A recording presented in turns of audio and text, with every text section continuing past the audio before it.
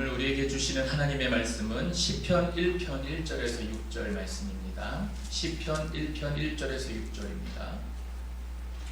구약성경 804쪽입니다. 네, 한 절씩 교독하시고 마지막 절을 함께 봉독하도록 하겠습니다. 복 있는 사람은 악인들의 꾀를 따르지 아니하며 죄인들의 길에 서지 아니하며 오만한 자들의 자리에 앉지 아니하고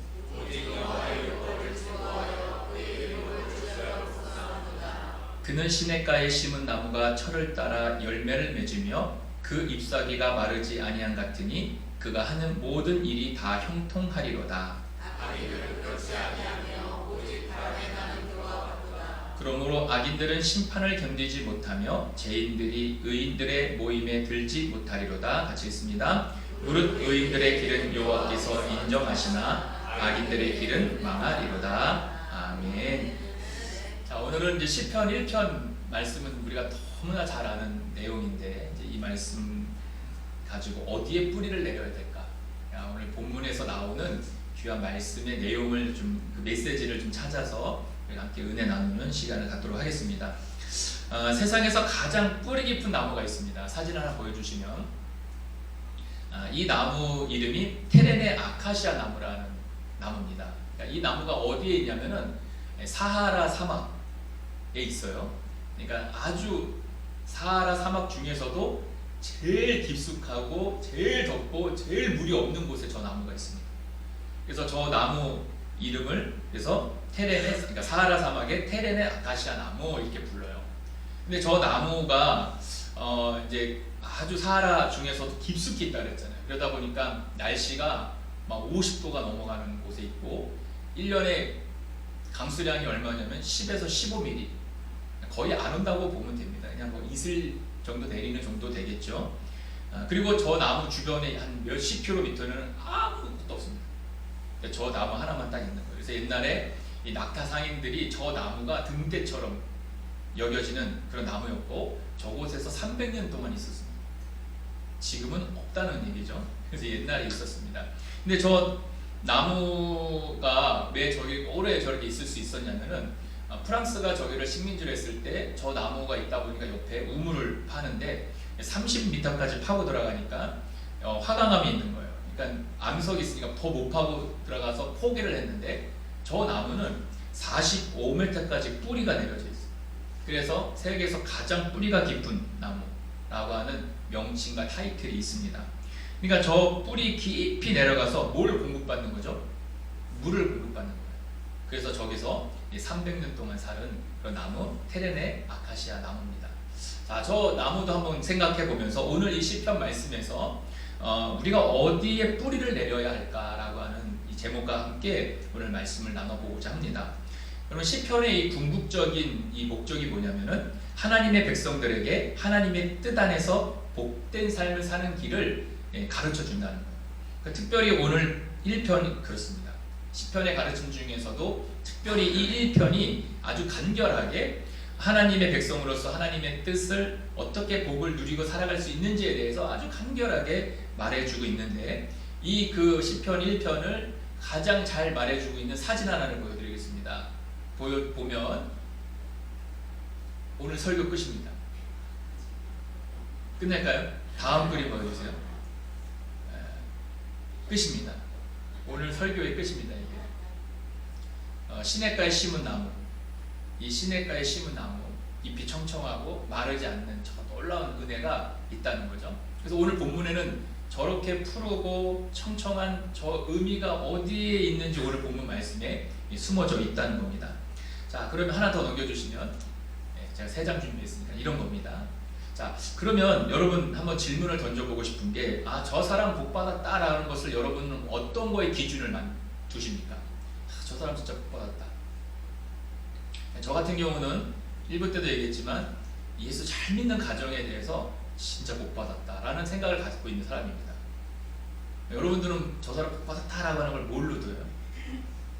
벌써 미소가 싹 지나가시는 거 보니까 돈에다 두는 경우가 많아요. 특별히 또 자녀들, 이 자녀 잘된 가정을 보면서 그런 경우도 있습니다. 물론 제가 예수 믿으면서 제가 이제 서울에 있을 때 제가 서울 그 안암동에 동북교회라고 하는 곳에서 전도사를 할 때 장로님 권사님 부부가 있었어요. 그 교회를 1950년대부터 이제 주일학교 교사를 하면서 만나서 결혼하시고 이제 교사를 하시는데 자녀들 셋을 하나는 의사, 하나는 회계사, 하나는 청와대 육사 출신 군인 이렇게 3명을 키웠어요. 아들. 할렐루야. 복 받은 겁니까? 네, 저는 그 예수 믿는 그 가정에 대해서 그래서 예전에 우리 교단에 활천지가 있어요. 100년 넘은 활천지가 지금도 나옵니다. 거기에 이제 그 장로님 가정이 소개된 적도 있습니다. 그래서 저는 또 하나는 뭐냐면 아버지가 장로, 아들이 장로, 손자가 장로 한 그 교회에서 저는 너무 부럽습니다. 그래가지고 저는 저희 아들을 진짜 목사 만들고 싶어. 그래서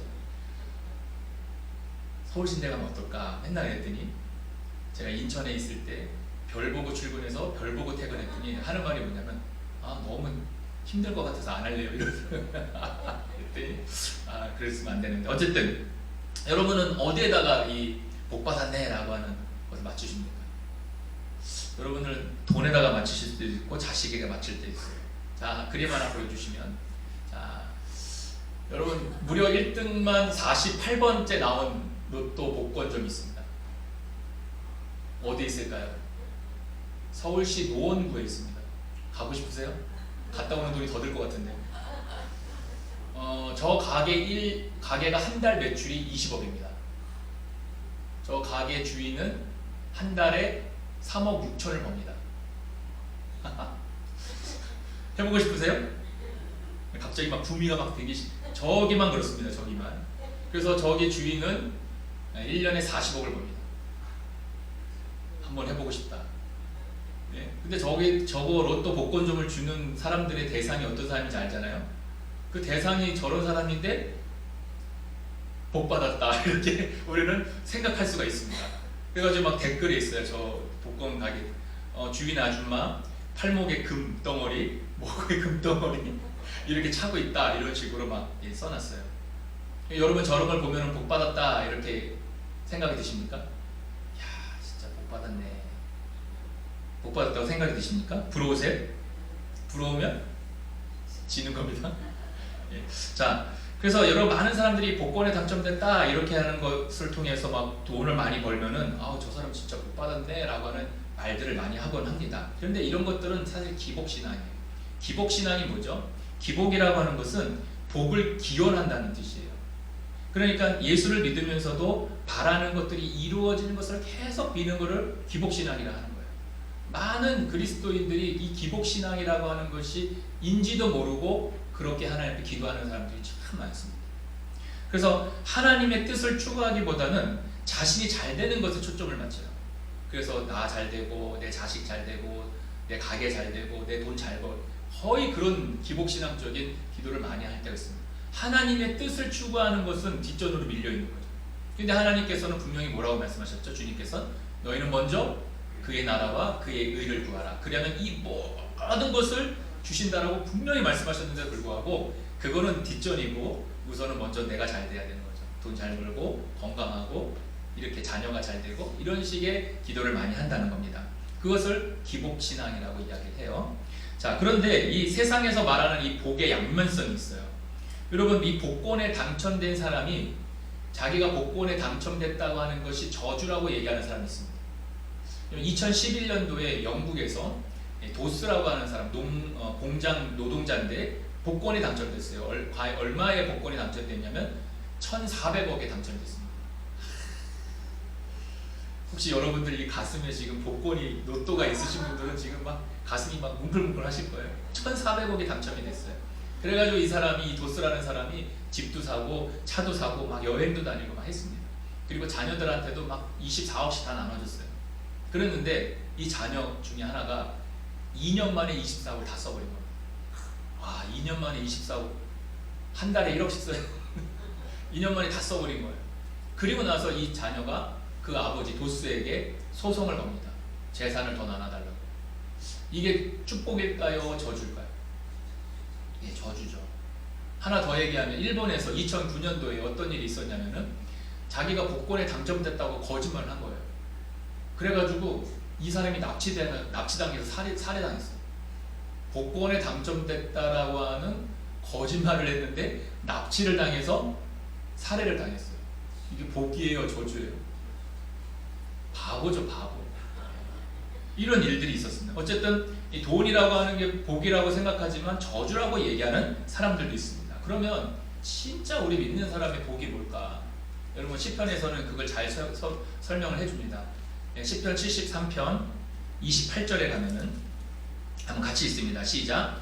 하나님께 가까이함이 내게 복이라. 내가 주 여호와를 나의 피난처로 삼아 주의 모든 행적을 전파하리이다. 아멘. 자, 노란 글씨만 보면 하나님을 가까이함이 내게 복이다. 아멘. 저와 여러분이 이 하나님을 가까이해서 이 복 받는 여러분들이 되길 바랍니다. 여러분 금묵자흑이라고 하는 고사성어가 있어요. 이게 무슨 말이냐면은 여러분 먹을 가까이 하는데 나도 모르는 사이에 먹이 붙는다는 거예요. 검은색 먹이. 그러니까 여러분 주위 환경에 따라 내가 변할 수 있다는 거예요. 그래가지고 반대말로 훌륭한 스승을 만나면 변합니다. 훌륭한 스승. 제가 그런 케이스예요. 제가 이제 서울에서 있을 때에는 다 부흥 강사님 이런 분들만 모셨어요. 목사님들이.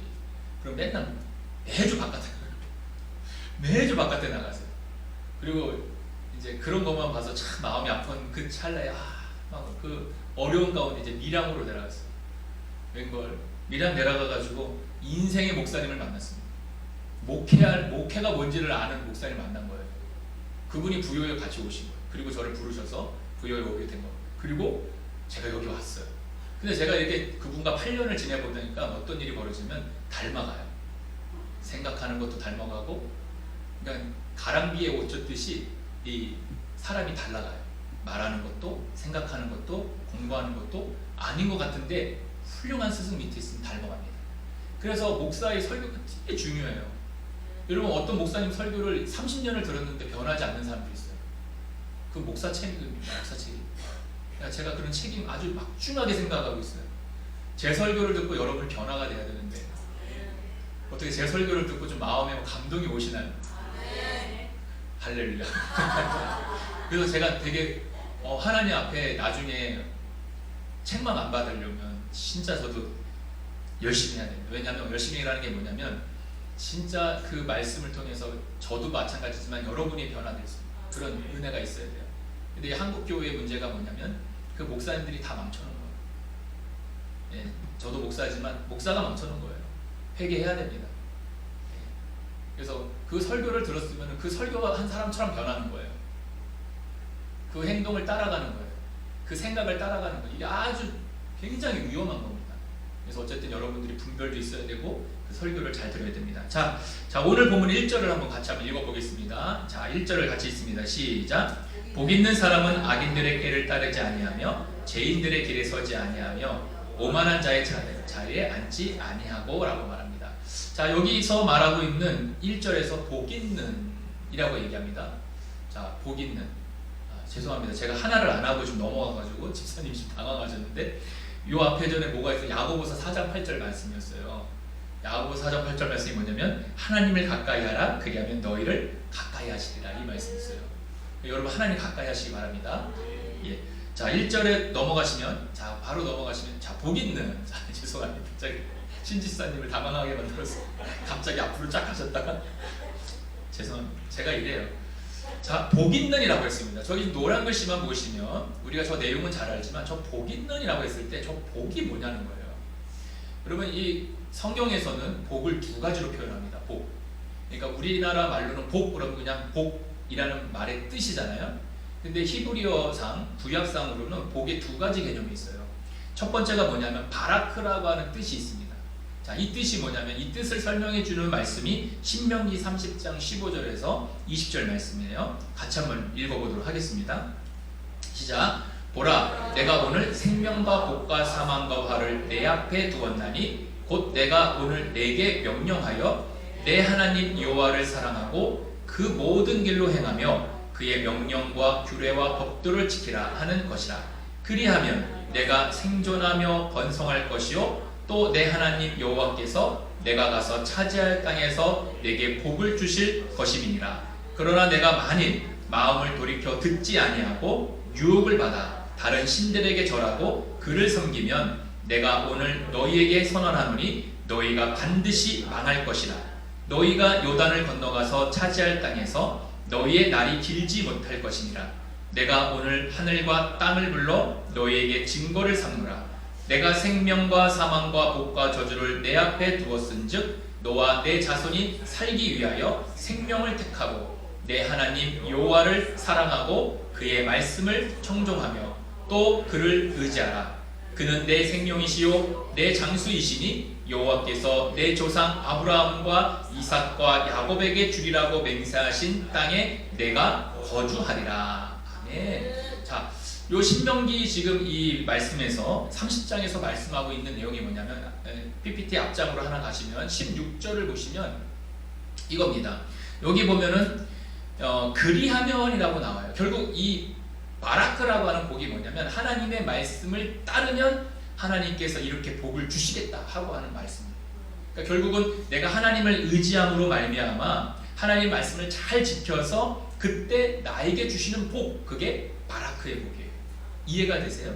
그래서 그리하면, 그리하지 않으면 이렇게 복이 안 오고 이렇게 지키면 이렇게 복을 주겠다라고 하나님 말씀하시는 그 첫 번째 복이 바라크예요.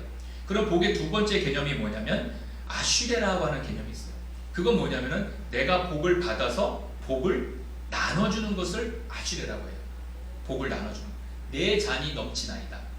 그래서 제가 복을 받고 복을 나눠주는, 가난한 사람들을 도와주거나 내가 열심히 뭐 은사를 받은 걸 있어서 이게 기도를 함으로 인해서 중부를 하거나 이런 식으로 복을 나눠주는 게 아슈레예요. 그래서 복의 개념의 두 개가 뭐냐, 하나는 바라크, 내가 하나님의 말씀을 따랐을 때 하나님이 주시는 그 복, 그리고 아슈레는 뭐냐면 내가 받은 복을 나눠주는 게 아슈레예요. 자, 여러분이 올해뿐만 아니라 평생에 이 바라크와 아슈레의 복이 넘치기를 주님의 이름으로 축복합니다. 여러분 그런 축복을 받으세요. 자, 그래서 이 아슈레는 이 복받은 사람들의 행동이에요. 내가 복을 받고 복을 나눠주는, 이것이 아슈레입니다. 자, 그러면은 자, 오늘 이 말씀 속에서 우리가 하나 깨달아야 될 게 뭐냐면은 이 복받은 것들에 대해서 우리가 아까 전에 처음에는 우리 복의 개념을 어떻게 생각했어요? 돈이 많은 것, 그리고 자녀들이 잘 되는 것, 내가 건강한 것, 이렇게 어떻게 보면 세상 것으로 이렇게 얘기하지만 하나님이 말씀하고 있는 복의 개념은 뭐죠? 하나님의 말씀을 따르면, 그리하면, 그리고 너희가 그 복을 받으면 나눠주다, 이렇게 말씀을 하고 있습니다. 자, 이 말씀을 기억하고 두 번째로, 자, 이스라엘의 계절이 두 개가 있습니다. 이스라엘은 계절이 두 개가 있습니다. 우리 한국 같은 경우는 4계절이지만 이스라엘은 두 가지 계절이죠. 뭐가 있죠? 그쵸? 그래서 예, 더 우기와 건기가 있습니다. 예, 우기와 건기. 그래서 여러분, 자, 이 건기 때는 여러분 우리가 이 비가 안 와요. 근데 우기 때는 비가 옵니다. 그럼 우기가 비가 오면은 이 개천이 생겨요. 자, 그거를 건천이라고 얘기합니다. 건천. 그러니까 마른 하천. 그래서 우기 때가 비가 와서 막 가는데 건기 때는 비가 안 오니까 그 물길이 없는 거예요. 자, 사진을 보시면, 자, 저렇게 황량한데 물이 흐르면은 저기 앞에 사진 보여주시면 물이 흐르면 저기에 저렇게 푸르게 이 풀들이 자라는 거예요. 그리고 저기에 나무라도 하나 심겨지면은 저 우기 때는 자라요. 그런데 다음 장 보시면 건기 때는 다 죽습니다. 마른 하천이 되는 거예요. 그래서 이제 이스라엘에서 이제 히브리어로 저 건천을 이제 간헐천이라고 얘기하면서 뭐라고 얘기하냐면 와디라고 얘기합니다. 히브리어로 와디라고 얘기해요. 자, 그것을 간헐천이라고 얘기합니다. 그것은 뭐냐면 간간이 생겼다가 없어졌다, 생겼다 없어졌다 하는 하천을 간헐천이라고 합니다. 그런데 이 천을 또 이 이스라엘에서는 하나가 또 개념이 있는데 뭐냐면 와디라고 하는, 아니죠, 나하르라고 하는 하천이 있어요. 자, 다음 그림 보여주시면 이건 뭐냐면 마르지 않는 강이에요. 저게 나일강입니다. 뭐 더워도 저 물은 절대 마르지 않는 거예요. 그것 우기든 상관없이 물이 흘러요. 이것을 나하르라고 합니다. 자, 요단강도 마찬가지죠. 요단강도 그 더운 이스라엘의 다음 그림 보시면 그 요단강, 마르지 않는 그 물이 흐르는 건데 그게 나하르라고 합니다. 자, 그러면은 건천 뭐라고요? 와디. 그 다음에 저렇게 물이 계속 흐르는 걸 뭐라고요? 나하르라고 얘기를 합니다. 여러분이 지금 두 개의 단어를 외우신 거예요. 복의 두 개의 단어들 보셨고, 그 다음에 천에 대한 두 가지의 히브리어도 배웠습니다. 자, 그러면 이제 우리가 오늘 본문 3절에서 오늘 이 본문 3절에서 이제 이 얘기를 하시는 거예요. 한번 같이 있습니다. 시작. 그는 시냇가에 심은 나무가 철을 따라 열매를 맺으며 그 잎사귀가 마르지 아니한 같으니 그가 하는 모든 일이 다 형통하리라. 아멘. 자, 여기 3절을 보시면, 자, 시냇가에 심은 나무라 했을 때 이 시냇가는 여러분 와딜까요? 나하르일까요? 나하르라고 다들 이야기합니다. 그런데 하나님께서는 저 시냇가라고 하는 것을 와디도 아니고 나하르도 아니고 다른 걸로 말씀을 하신다는 거예요. 왜 다른 걸로? 우리가 생각하기에는 그 물이 많은 나하르가 돼야 되는데 나하르가 아니라 다른 말로 쓰세요. 무슨 말을 쓰냐면 팔라그라고 하는 단어를 쓰세요. 저게 지금 시냇가에 라고 하는 말은 팔라그예요. 팔라그는 뭐냐면 인공수로입니다. 인공수로. 우리가 이제 농사를 주다 보면은 물을 끌어오지 못하면 우리가 수로를 만들잖아요. 그래서 수원지에서 물을 끌어다가 내 땅에다가 물을 대야지만 농사를 지을 수 있는 그런 인공수로를 얘기하는 게 지금 저기서 3절에서 말하는 팔라그라고 하는 단어예요. 시냇가. 근데 왜 하나님께서 그러면 왜 지금 나하르라고 하는 큰 강에서 말하고 있는 그런 게 아니라 왜 하나님께서는 인공으로 만들어 놓은 저 시냇가라고 하는 단어를 쓰셨을까라는 겁니다. 왜 하나님께서 일부러 저런 인공수로를 만드셔서 쉽게 해서 관계수로라고 하죠. 저거를 만드셔서 왜 저렇게 저 단어를 사용하셔서 저 3절을 우리에게 말해주고 계시는 건가라는 거예요. 여러분 저 본문에서 말하고 있는 메시지가 뭐냐라고 하는 것은 여러분 저 시냇가라고 하는 저것은 하나님의 은혜의 큰 강이에요.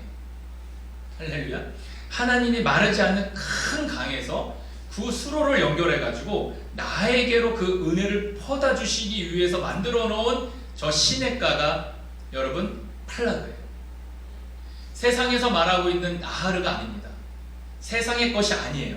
하나님이 만들어 놓으신 거기서 우리가 관계수로를 통해서 우리에게 그것을 끌어왔을 때 우리가 잎이 청청하고 마르지 않는 뿌리가 내려서 건강한 저 형통한 은혜를 누릴 수가 있다는 거예요. 자, 그러면 저 시냇가라고 했을 때 저 시냇가가 뭐냐는 거예요. 저 시냇가. 그럼 하나님이 만들어 오시는 그 마르지 않는 그 샘이 뭐냐는 거예요. 저기서 말하고 있는 하나님이 만들어 오신 시냇가가 뭐냐면 예배가 그 시냇가예요.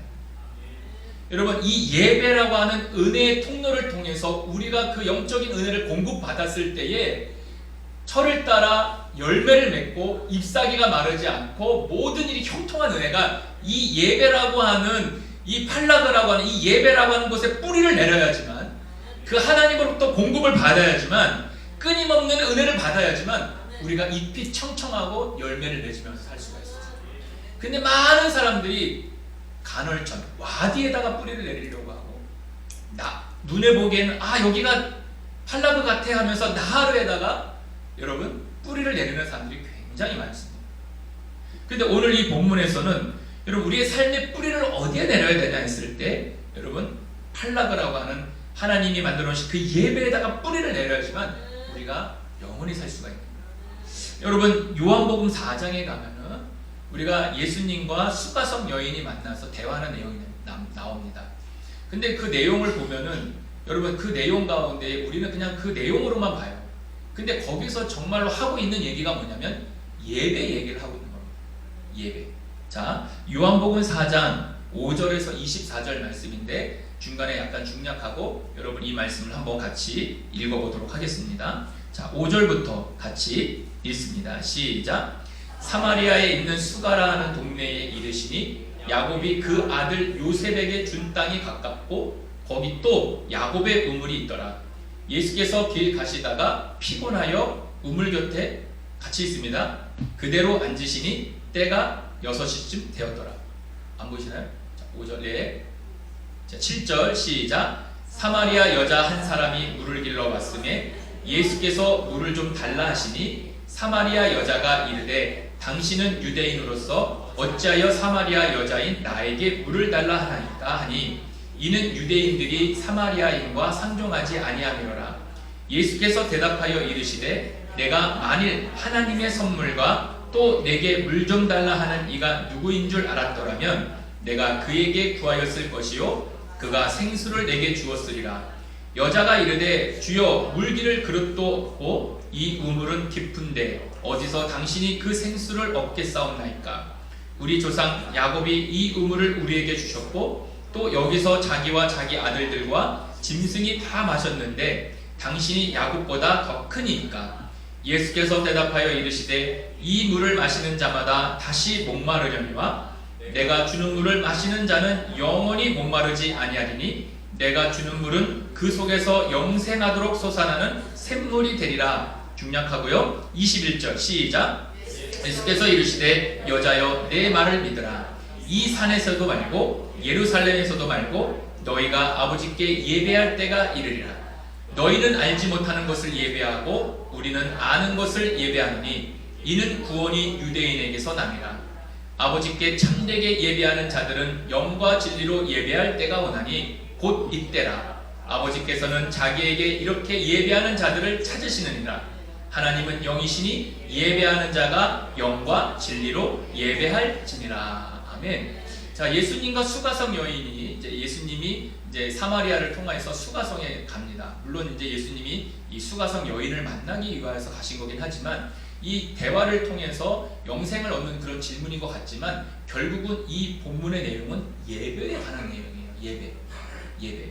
여러분 이 여인이 앞에 가보시면 한 정오 6시쯤에 물을 길러 왔다 그랬어요. 이스라엘의 시간은 우리 시간에 6을 둬야 됩니다. 그러면은 본인이 6시쯤에 왔으니까 정오 12시에 물을 길러 온 거예요. 여러분 생각해 보세요. 이스라엘에서 12시에 물을 길러 왔다는 건 얼마나 더운 시간에 지금 물을 길러 온 거예요. 결국은 그 시간에는 사람들이 물을 길러 오지 않습니다. 아침 일찍 오든지 저녁 늦게 오든지 이렇게 와요. 근데 이 여인이 12시에 왔다는 것은 사람을 피해서 지금 왔다는 거예요. 사람을 피해서 왔고 결국 이 여인은 세상에 어떤 참 평안을 누리지 못하는 사람이었어요. 왜냐하면 중략했지만 이 예수님과 대화에서 예수님이 뭐라고 말씀하시냐면 네 남편을 데려와라 이렇게 얘기합니다. 그랬더니 이 여인이 하는 말이 저는 남편이 없습니다 이렇게 얘기를 해요. 근데 왜 그러냐면 그 말씀 뒷부분에 나오는 게 뭐냐면 그 전에 남편이 5이 있었고 지금 사는 남자가 있어요. 그러니까 도합 6명의 남자를 만났어요. 그러니까 그 말은 무슨 말이냐면 세상에서 와디, 나하르 같은 그곳에 뿌리를 내려서 참 평화를 누리려고 했어요. 거기서 오는 어떤 것들을 열매를 누리려고 했지만 누리지 못했어요. 잎이 청청하지 못했습니다. 시들시들했어요. 고통스러웠습니다. 사람들을 피해서 다녔어요. 그런데 이 여인이 예수님을 만나고 나서 무엇이 회복이 되었냐면 예배가 회복이 됐어요. 이 예배가 회복이 나니까 여러분 이 말씀에서도 여러분 12, 13절, 13, 14절 말씀이 그거지 않습니까? 예수께서 대답하여 이르시되 이 물을 마시는 자마다 다시 목마르려니와. 이 물이 뭐예요? 와디나 나하르에 있는 이 우물에 있는 물이에요. 세상의 것들이라는 거예요. 그런데 14절에 내가 주는 물을 마시는 자는 영원히 목마르지 아니하리니 내가 주는 물은 그 속에서 영생하도록 솟아나는 샘물이 되리라 이 말씀이에요. 팔라그라고 하는 하나님이 만들어 놓으신 이 예배의 뿌리를 내리는 사람이 여러분 그 잎이 청청하고 그 열매를 맺으며 그리고 여러분 형통한 은혜가 있는 거예요. 근데 우리는 어디에다가 모든 생명을 집중하냐면 이 세상의 것, 나하르, 이 세상의 와디에다가 잠깐은 우리가 평안을 누리고 잠깐은 행복을 누릴지 모르지만 거기다가 우리는 뿌리를 내리려고 해요. 우리는 이 예배에다 뿌리를 내리지 않아요. 이 수가성 여인이 우리에게 너무나도 잘 보여주는 표본이에요. 그래서 이 여인이 예배가 회복이 되니까 동네로 들어가서 사람들을 피해 다녔던 이 여인이 동네로 들어가서 예수님을 막 선포하는 거예요. 생명의 주인을 만났다. 이 예수님 믿어야 된다. 이렇게 된 겁니다. 여러분 우리가 엉뚱한 데서 생수를 찾으려고 해요. 여러분 정말 아까 그 복권방을 봤을 때 야 나도 저런 복권방 하나 했으면 그런 마음 가질 수 있습니다. 저도 48이라는 거 보고 깜짝 놀랐습니다. 언제 벌써 48이 됐지? 여러분, 한 달에 20억씩 사람들이 오는데 48회 1등 안 하면 이상한 거 아니에요? 인정도 안 해주시네요. 아니, 그렇잖아요? 한 달에 20억씩 판매를 해요. 그리고 본인이 4만 9천씩 벌어요.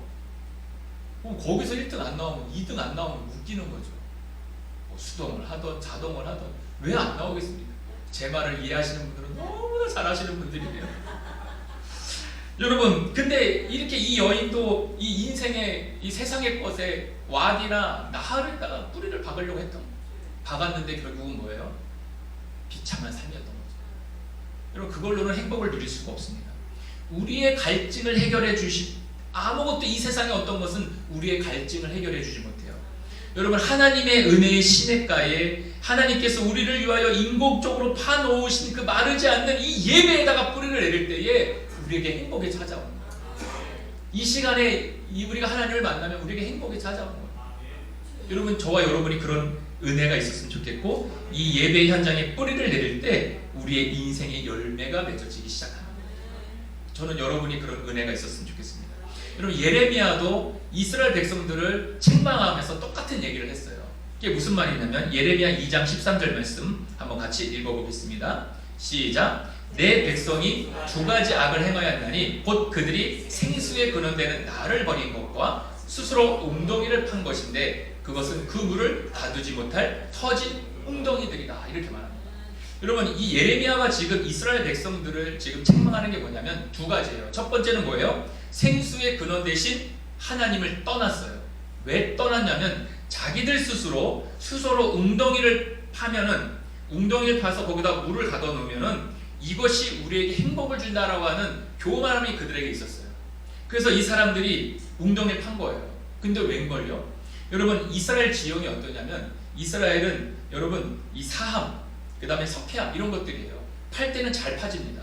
그러니까 자기 스스로 웅덩이를 만들어요. 아, 이것이 나에게 평안을 주겠다. 이제 여기다가 물을 가둬두면 이제 모든 문제는 해결된다. 나는 이것으로부터 이제 행복을 누릴 수 있다라고 생각하지만, 여러분, 물이 받아지지만 물이 받아지지 않는 거예요. 다 스며드는 겁니다.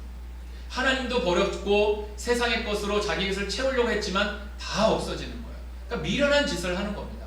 그래서 예레미야가 이 말씀을 통해서 너희가 예수를 버린 것과 하나님을 버린 것과 터진 웅덩이에 물을 받으려고 하는 것은 정말로 어리석은 짓이다 라고 하는 것을 지금 이 예레미야가 이스라엘 백성들에게 꼬집고 있는 겁니다. 여러분, 우리가 우리의 인생의 열매를 맺고 싶으면 바로 알아야 될 게 뭐냐면, 여러분, 이 예배가 회복이 돼야 되고 이 예배에 승리가 있어야 돼요. 여러분, 우리가 이 예배를 너무 쉽게 생각하면 안 됩니다. 여러분, 이 예배의 뿌리를 누릴 때에 여러분 우리의 목마름이 해결됩니다.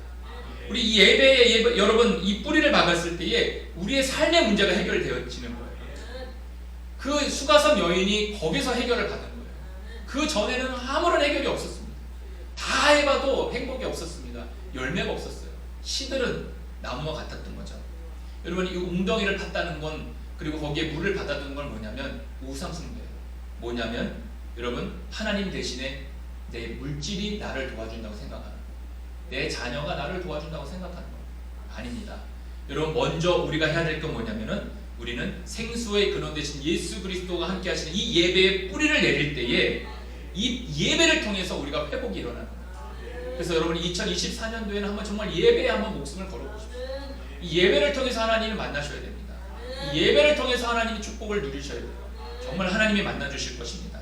여러분이 정말 이 예배에 집중하고 예배에 뿌리를 내릴 때 하나님의 은혜가 임하는 거예요. 그런데 여러분, 집에서 TV 보는 거 얼마나 재밌습니까? 여러분, 누워서 이렇게 TV 보면은 한두 시간 너무 행복해요. 안 행복하세요? 이렇게 누웠다가 허리 아프면 다시 이렇게 누웠다가 그러다 잠도 자고 행복할 것 같죠? 하루 종일 한번 TV 보십시오. 눈 빠집니다. 나중에는 막 머리가 아픕니다. 공허합니다. 내가 뭐 했지? 그리고 여행 가보십시오. 하루는 재밌습니다. 더워 죽겠어요. 음식도 안 맞아. 진짜 라면 먹고 싶어요. 제가 이제 저녁 말년에 동두천에 있는 캠프 케이시라고 하는 미군 부대에 제가 한 달 동안 이제 파견을 갔었어요.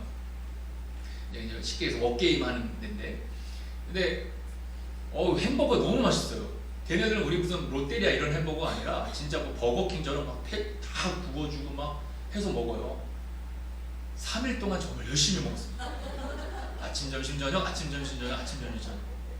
그 오므라이스 막 3일 지나니까 미치겠더라고요. 어느 정도로 미치냐면 저 그 라면 국물 있잖아요. 그 MSG 국물을 들이키고 싶은 마음이 막 여기까지 올라온 거예요. 어떻게 할게요?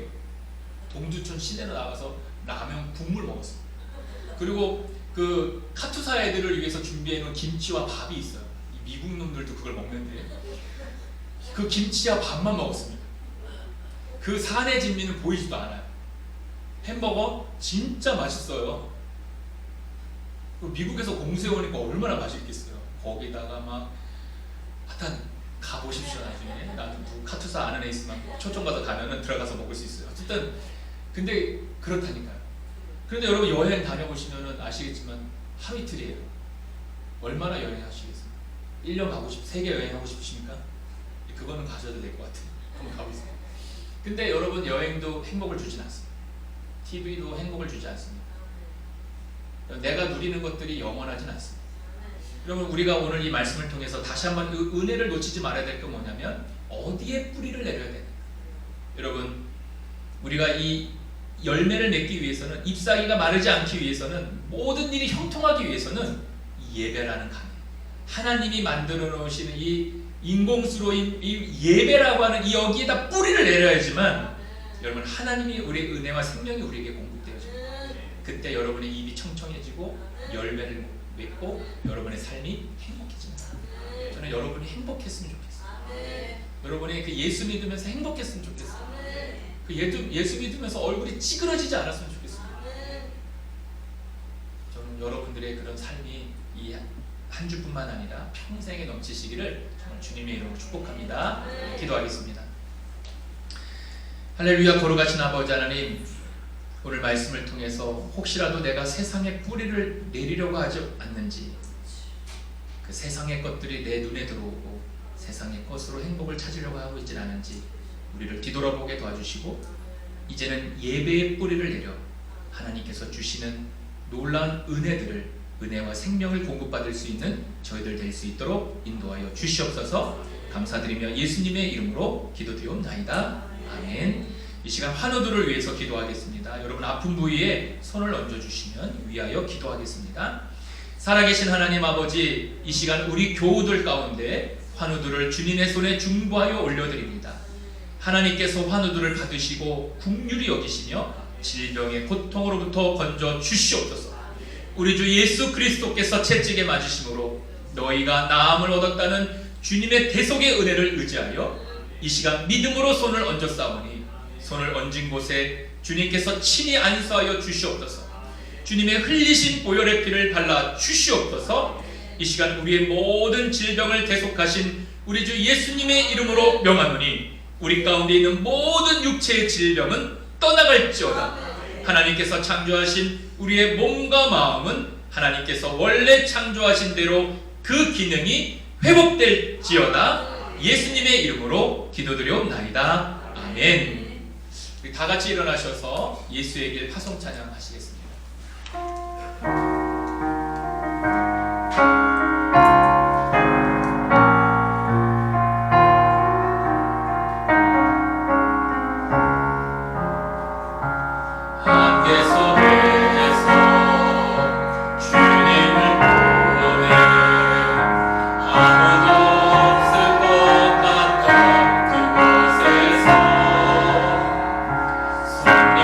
손님이셔서